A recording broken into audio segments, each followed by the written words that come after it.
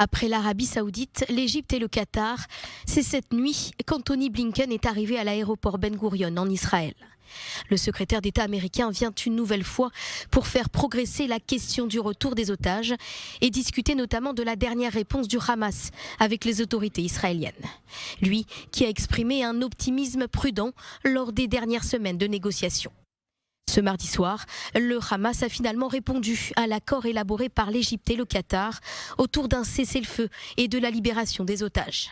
Le groupe terroriste exige un arrêt total des combats avant de libérer les otages, le retrait de Tsahal de la bande de Gaza, la libération de prisonniers, la reconstruction du territoire gazaoui et la fin du blocus.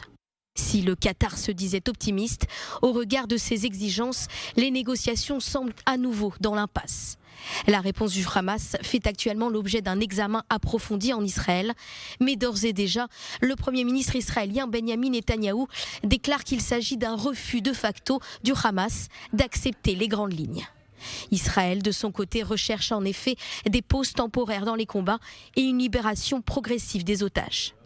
De nombreux responsables israéliens rejettent ces exigences considérées comme irréalistes. Du côté de Washington, Karine Jean-Pierre, la porte-parole de la Maison-Blanche, s'est exprimée sur la réponse du Hamas.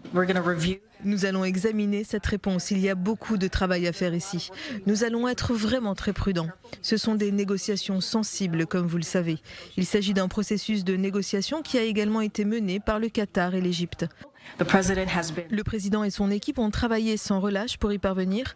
Nous voulons nous assurer que nous ramènerons ces otages chez eux, y compris les otages américains. Nous voulons les ramener à la maison. Pour sa part, le président américain Joe Biden a déclaré que la réaction du Hamas était exagérée.